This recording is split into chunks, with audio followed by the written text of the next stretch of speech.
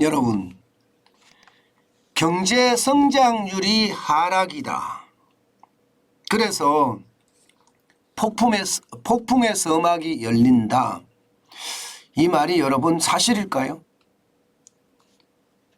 일단 이것을 한번 보시죠. 1분기 미국 평균 성장률 대비 하락률입니다. 무려 50%나 떨어졌습니다. 평균 성장률 대비 1분기 성장률이 말입니다. 50%가 떨어졌다는 것은 여러분 침체가 오기 시작했다 이렇게 봐야 되나요? 아니면 위기가 오기 시작했다 이렇게 봐야 되나요? 위기가 오기 시작했다 이렇게 보기는 쉽지 않지만 분명한 것은 침체가 오기 시작했다 이것은 분명해 보입니다. 왜냐하면 평균 성장률보다가 떨어지니까 말입니다. 이게 실제거든요. 지난 10년간 미국의 평균 성장률은요 2.2%였습니다. 그런데 2023년 1분기 성장률은 1.1%입니다. 50%가 꼬꾸라졌어요. 50%가. 작년 4분기만 하더라도 2.6% 성장률이었고요. 작년 3분기에는 2.9%의 성장률이었습니다. 그런데 이게 1.1%까지 완전히 꼬꾸라진 거고요. 예. 그나마 말입니다. 2022년 1월에 마이너스 1.6%나 2월에 마이너스 0.6%처럼 마이너스를 기록하지 않은 것은 다행이다 이렇게 이야기합니다. 그것도 다행이다 이렇게 이야기해요. 다행이다. 이 말은 여러분 지금 1분기에 이어서 2분기도 썩 좋지 않다는 뜻으로 해석됩니다. 그만큼 말입니다. 상황이 나빠진다는 이야기예요. 물론 말입니다. 이게 2020년 보시면 2분기에 마이너스 31.2%죠. 3분기에는 마이너스 33.8%로 폭등했습니다. V자 반등을 완전히 이루었습니다. 이렇게 V자 반등이라는 모양새를 가지고 오면 위기의 어떤 대응도 빨라질 수가 있는데요. 지금 1.1%라는 숫자, 다시 말해서 이게 떨어진 것도 아니고 안 떨어진 것도 아니고 그러나 침체의 골은 깊어지고 다시 말해서 L자형으로 쭉 간다는 것. 이것은 여러분 V자형 침체보다 더 심각합니다. 오랫동안 고통이 간다는 이야기잖아요. 결국 이것은요 시장에다가 위협이 점점 커진다 이렇게 저는 이야기할 수 있다고 생각합니다. 문제는 여러분 미국이 1.1% 성장을 하면 여러분 우리 수출은 어떻게 될까요? 우리 수출은 지금 4월달 기준으로 봤을 때 미국에 대한 수출이 마이너스 4.4%예요. 안 그래도 중국에 대한 수출이 26.5%로 줄어들고 있는 상태에서 미국에 대한 수출이 4.4% 마이너스입니다. 이거 큰일 난 거예요. 게다가 말입니다 여러분 아세안에 대한 수출이 마이너스 26.3%입니다. 아세안에 대한 수출은 일반적으로 부품이나 반제품을 많이 수출하잖아요. 그래서 아세안에서 조립을 해서 미국으로 수출한단 말입니다. 미국이 4.4%니까 아세안에 대한 수출이 확 줄어드는 겁니다. 게다가 중남미 수출에 대한 것도 마이너스 20.7%까지 줄어들었습니다.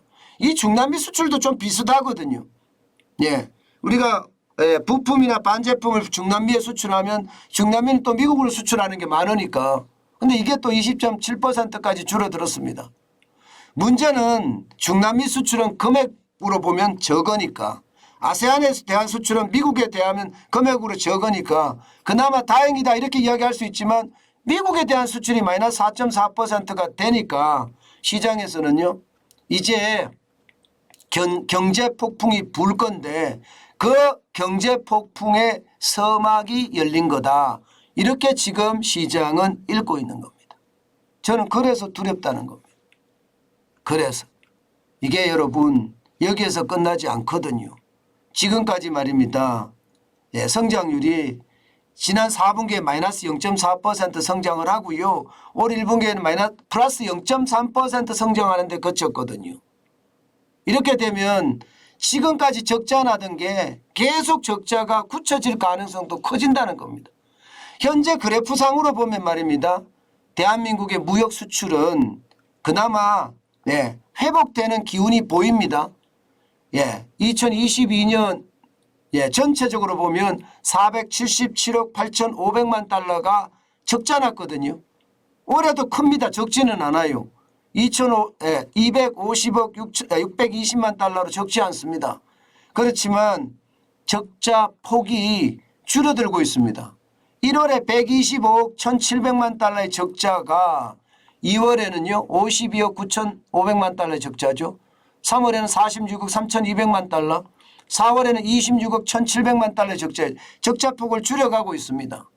그나마 이게 위안이 될 수 있는 요소라고 이야기는 할 수 있지만 결국 말입니다. 경제폭풍의 서막은 열렸다. 지금 미국의 어떤 성장률도 그렇고요.